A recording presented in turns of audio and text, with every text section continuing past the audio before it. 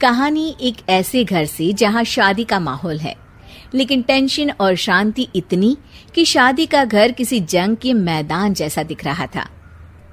अरे जैसा मर्जी डेकोरेशन कर दो, पैसों की चिंता मत करो। इतना पैसा जब लड़के वालों को दे दिया तो फूल वालों को देने में मुझे क्या दिक्कत है? अरे धीरे बोलो ना, साफ लग रहा है कि फ्रस्ट्रेटेड हो। अरे तुम तो चुप ही रहो, एक बेटी संभाल नहीं पाई। सारा दिन मैं काम पर जाता था, सोचता था घर पर बच्चों को अच्छे से संस्कार मिल रहे होंगे, लेकिन नहीं, मैडम को तो अपनी किटी और फैशन से फुर्सत मिले तब ना। माँ चुपचाप वहां से चली जाती है। समझ में नहीं आता कि आखिर शर्मा खानदान में हो क्या रहा है। कल तक चिड़िया सी फुदकने वाली शीना की शादी यूं अचानक एक मोटे काले लड़के से क्यों हो रही है? शीना कमरे में हाथ में गुड़िया लिए बोलती है, मेरे साथ जो हो रहा है ठीक हो रहा है। तुम तो सब जानती हो, साहिल मेरे लिए भगवान है।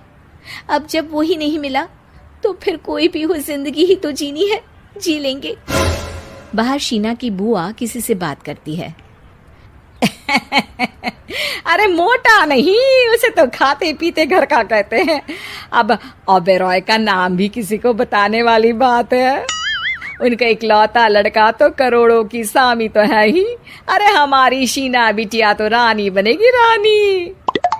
इन सब के बीच कहीं कोने पर शीना हाथ में मेहंदी सजाए बैठी थी और आंखों में आंसू सजाए। और वो समय भी आ जाता है जब शीना मंडप के नीचे हाथ में वरमाला लिए खड़ी होती है, लेकिन तभी अफरा तफरी मच जाती है। कोई कहता है, अरे लड़के की माँ को हार्ट अटैक आ गया। अरे अच्छी खासी थी, कैसे हो गया? अरे कहते हैं ना, किसी किसी लड़की के पैर अच्छे नहीं होते, हो सकता है कि मनहूस है ये लड़की। शीना पास खड़ी सब सुन रही थी। फिर शीना अपने कमरे में आ जाती है। शादी ये कहकर नहीं होती कि लड़की मनहूस है। अब लगातार शीना के लिए लड़के देखने आते, लेकिन आस पड़ोस या किसी के कहने पर शादी हर बार टूट जाती। लेकिन एक दिन, अंकल, मैं काफी दिनों से आपसे मिलने की कोशिश कर रहा था, लेकिन हिम्मत नहीं हो पा रही थी। अरे बेटा, हिम्मत तो हमारी टूटी पड़ी है। वैसे कौन हो तुम? अब मेरा नाम साहिल है अंकल। मैं शीना से प्यार करता हूँ और उसी से शादी करना चाहता हूँ। अरे अब तो किस जात के हो ये भी मायने नहीं रखता। बेटा, मेरी बेटी मनहूस है। ये सब कहते हैं कि इसीलिए उसकी शादी नहीं हो पा रही।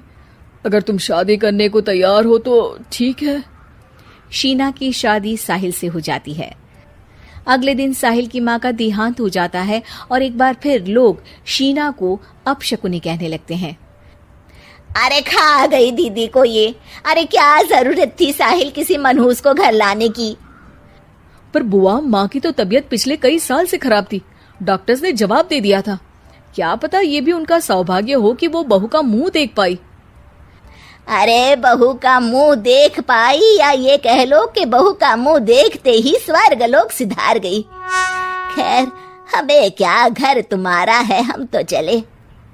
अब शीना को खुद पर ही शक होने लगता है कि कहीं सच में वो अपशकुनी तो नहीं। साहिल, हम दोनों की शादी नहीं हुई होती तो अच्छा था। देखो ना, कैसे पहले मेरी शादी टूटती थी और अब तुम्हारी माँ भी। अरे ऐसा कुछ नहीं होता शीना, अपशकुनी वगैरह कुछ नहीं होता। ये सब तो ईश्वर के खेल हैं। वो शादी तुम्हारी इसलिए टूट गई क्योंकि तुमको मेरी पत्नी बनाना था, और माँ का जाना तो तय था। वो काफी बुजुर्ग थी, साथ ही एक ऐसी बीमारी से जूझ रही थी जिसमें डॉक्टर्स भी उन्हें नहीं बचा पाते। शीना साहिल की बात सुनकर तसल्ली कर लेती है और वहां से चली जाती है। अगले दिन, शीना, अरे ओ शीना। क्या हुआ? उफ, कहीं फिर मेरी वजह से कोई नुकसान?